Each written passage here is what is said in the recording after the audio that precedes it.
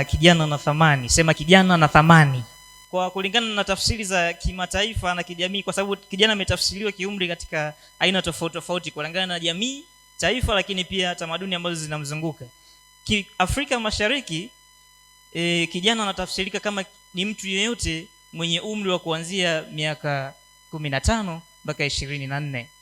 Lakini kwa Tanzania kijana anatambulika kama kijana anapokuwa amefikia umri wa miaka 18 mpaka 35. Manake anaaminika kuwa ni mtu ambaye ana uwezo wa kufanya mambo makubwa yajayo akijilinganisha na yale ya nyuma ambayo ametoka kuyafanya. Yaani kipindi cha mwaka mmoja mpaka miaka 14 ni umri ambao mtu anajifunza kwamba natakiwa niende wapi, anatengeneza akili yake. Ndio maana kwa sababu hawezi kujitegemea, anasaidiwa na wazazi, anasaidiwa na wale wanaomlea. Lakini ukishafikia 15, maana yake ni umri ambao wewe sasa unajifunza au unayachukua yale ambayo umejifunza huku nyuma, alafu unatakiwa kuyafanyia kazi kwa ajili ya mbele yako. Kwa tafsiri nyingine, miaka 15 mpaka 35 ndio muda wako wewe wa kuitengeneza future yako. Ukifika miaka 40, wewe ni muda wako wa kuanza kula yale ambayo uliyatengeneza katika miaka 35 iliyopita. Lakini thamani ni nini? Thamani ni upekee alionao mtu katika jambo fulani ambalo analifanya. Unaweza tukawa vijana wengi tunakuja kufanya kazi, imani wa Bwana, sisi tunafanya usafi, lakini thamani yako inakuwa kwa kadri ambavyo unafanya wewe ziada zaidi ya wale wengine. Ndio maana hata mbele za Mungu sio wote wanapokea sawa sawa. Unapokea kulingana na uthamani uliojitengenezea mbele zake. Kwa sasa tutaenda kwenye kipengele kinachozungumzia mambo ambayo kijana anatarajiwa kuyatenda. Kwa sababu tumesema kijana anatafsirika katika jamii, taifa, lakini pia kanisa. Sasa taifa, jamii inatarajia wewe ufanye nini katika umri wako wa ujana? Kitu cha kwanza, kijana anatarajiwa kuwa mbunifu na mwenye fikra yakinifu, hasa katika mambo ambayo yanahitaji uvumbuzi. Kijana anachotarajiwa katika jamii, katika kanisa, katika taifa, katika mazingira yanayomzunguka, anatarajiwa awe ni mtu mwenye kuonyesha ubunifu na mwenye kuonyesha fikra yakinifu alizonazo, hasa linapotokea changamoto fulani. Yaani ikitokea changamoto kwako wewe ni fursa ya kuonyesha kwamba mimi ni kijana. Likitokea jambo lolote linahitajika kufanyiwa utatuzi, manake ni fursa umepewa wewe. Yaani kitendo cha kushirikishwa, manake umepewa fursa ya kuonyesha thamani ulionayo wewe kama kijana. Bwana Yesu asifiwe. Na kwa nini kapewa fursa hiyo kijana? Ni kwa sababu kijana ndio mtu pekee ambaye anaweza kufanya jambo hata kama likafeli mara moja, anayo fursa ya kurudia mara ya pili. Yaani kijana ndo anayo nafasi pekee ya kufanya ubunifu katika changamoto yoyote. Mzee wa miaka 50 anakuwa amebakiza miaka 10 kustaafu eneo la ajira. Tunachukulia mfano kwenye mambo yako binafsi. Anakuwa amebakiza miaka mingapi? 10. Maana yake akianzisha biashara akiwa na miaka 50, ikafika miaka 5 ikafa, anakuwa amebakiza muda mdogo sana wa kufanya majaribio tena kwa miaka 5 iliyobakia ili kufikia ustaafu. Lakini wewe kijana una miaka 28, una miaka 30, una miaka 15, leo kaanzisha biashara ikaenda miaka 5, imekufa, uelewe mwelekeo wake. Na sidhani kama unaweza kufanya biashara miaka 8, miaka 10. Yaani uone mwelekeo wake afu unaendeleza tu biashara, unaendeleza tu. Maana yake una fursa ya kuifunga na ukaja ukaifungua nyingine. Ukaona hii imefeli, unainuka na nyingine. Umeona hii imefeli, umeinuka na nyingine. Kwa hiyo wewe unakuwa na mawazo ya kila siku, akili yako inachakalika. Ndio maana Mungu amekuamini wewe kijana kuwa na mawazo ya ubunifu. Jambo la pili ambalo kijana anatarajiwa kuwa nalo au kulifanya au kuliishi, kijana anatakiwa kuwa chachu ya mabadiliko katika kanisa. Naweza kuongezea hapo katika kanisa, jamii na taifa kwa ujumla. Maana sisi wote ni vijana ndani ya kanisa, afu ni vijana ndani ya taifa, ni vijana ndani ya jamii. Sasa ukitaka ongeza thamani yako kwa kanisa, maana kwenye jamii pia ukiongeza thamani, hata ukienda kumwambia Bwana Yesu asifiwe, Yesu anakupenda, wewe utakuwa wa kwanza kusikilizwa kabla yule mwingine ambaye hana thamani. Kwa thamani inahusika kwako wewe ndani ya kanisa, jamii, lakini pia taifa. Watu wengi wamekuwa waoga wa kuanzisha mambo ambayo hawajawahi kufanya au hawajawahi kuona yakifanyika. Hiyo ni changamoto ambayo yuko katika jamii zinazotuzunguka. Ndio maana watu waliofanikiwa ni wachache sana. Kwa hiyo yote hiyo ni kwa sababu ya uoga wa kuthubutu kufanya jambo ambalo hakuwahi kufanya nini? Kulifanya.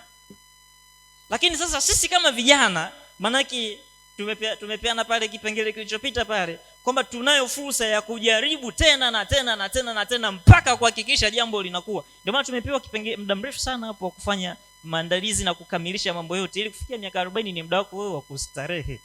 Anasema usipokubali kujiadhibu kwa ajili ya leo, basi kesho yako wewe itakuadhibu kwa sababu ya kile ambacho umekifanya leo.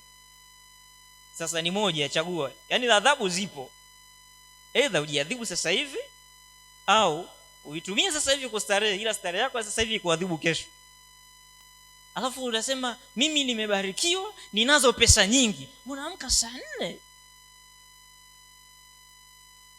Kama hujafikia umri wa kuingiza pesa ukiwa umelala, bado una safari ndefu sana.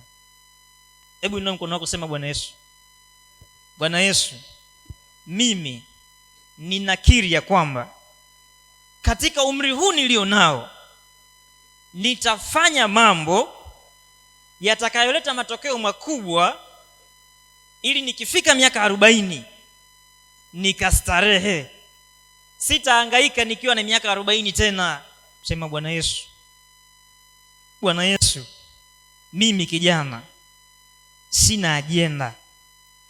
Sina ajenda. Sema kwa ujasiri, sina ajenda ya kufa mapema. Mimi kijana sina ajenda ya kufa mapema. Hivyo nitatumia ujana wangu kuandaa mapumziko yangu katika umri wa utu uzima. Ya tatu na ya mwisho kwa leo kulingana na muda, kijana anatarajiwa kuwa mfano mzuri wa uongozi unaotakiwa katika kusababisha mambo mazuri yanayotokea katika nafasi aliyo nayo. Kijana anatakiwa kuwa mfano mzuri wa uongozi katika kusababisha mambo mazuri yanatokea. Napenda utambue ya kwamba mahali popote ambako upo wewe kijana umepewa kuwa kiongozi kwa jambo lolote ambalo unalifanya. Kwa jambo lolote, yani kwenye jamii na kwenye kila kona ambako wewe upo umepewa nafasi ya kwamba wewe ndio kiongozi. Kwa nini kiongozi? Kwa sababu uko katikati pale. Unaiamua kesho yako, lakini unamshukuru Mungu kwa ajili ya jana yako. Kwa maana yake watu wote ambao wako katika eneo hilo, maana yake tena tunayo fursa kubwa kabisa ya uongozi. Yaani wewe cha kwanza ukiangalia kwenye jamii yako wewe ndio umeokoka, alafu wewe ndio kijana pekee ambaye unajua kuokoka nao kunatengeneza kahadhi fulani hivi. Hivi mtu ambaye anavaa nguo za mtu aliyeokoka uvaji wake ni sawa na wale wengine. Kuna wale wengine ambao akivaa nguo hivi unakuta sasa yule akienda kusimama akaongea na wewe ambaye umeokoka ukienda kusimama akaongea mavazi yako, maana yake ni vitu viwili tofauti. Yaani namna hata ya mapokeo ya kile ambacho unakifanya ni vitu viwili tofauti. Kwa sababu ni gani? Wewe uliokoka umepewa nafasi ya kuwa kiongozi wao. Bwana Yesu asifiwe. Haijalishi kwenye kitu gani ambacho unakifanya, wewe umepewa kuwa nafasi, wewe umepewa nafasi ya uongozi katika hilo. Kwa kumalizia, jambo la kuzingatia ni kwamba ni muhimu sana kuhakikisha unajitambua kuwa wewe sio wa kawaida. Sawa sawa na Zaburi 139 mstari wa 13 na 14. Maana wewe ndiwe ulioniumba mtima wangu, uliniunga tumboni mwa mama yangu. Nitakushukuru kwa kuwa nimeumbwa kwa jinsi ya ajabu ya kutisha. Matendo yako ni ya ajabu na nafsi yangu yajua sana. Mungu anasema amekuumba wewe katika namna. Daudi alikuwa anazungumza ana maombi yake ya kushukuru mbele za Mungu. Anamwambia umeniumba mimi katika namna ya ajabu. Kwa hiyo wewe sio kiumbe cha kawaida, yani wewe sio kijana wa kawaida. Mungu amekuumba katika namna ya ajabu sana. Mwambie jirani yako usiniangalie kilegelege. Naweza kubadilisha kuwa chochote wewe. Kwa sababu mimi ni kiumbe cha ajabu. Nayo nguvu, nayo mamlaka, nao uweza. Yasema Bwana Yesu. Bwana Yesu wewe, asante kwa sababu umeniumba katika namna ya ajabu. na mimi ninakiri ya kwamba nitafanya mambo ya ajabu. Ulimwengu utashangaa, kanisa litashangaa, jamii itashangaa kwamba ni nani huyu. Alafu nikitokeza nasema ndio mimi, kijana mwenye thamani, kijana mwenye thamani.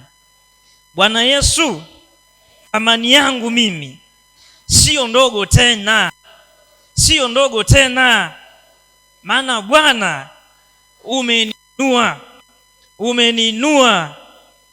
Amen, amen. Mwambie shetani, hautacheza na mimi.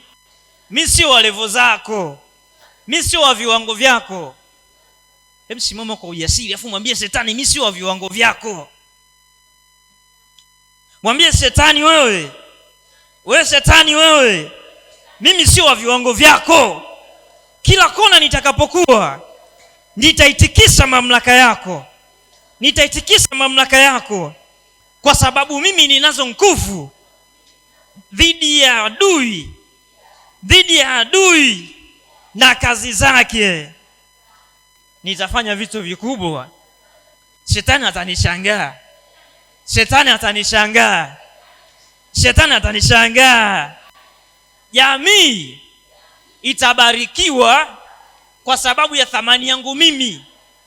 Jamii itamshangaa Bwana kwa sababu ya thamani nilionayo mbele za Bwana, mbele za Bwana. Au jiambie mwenye mimi sio mtu mdogo.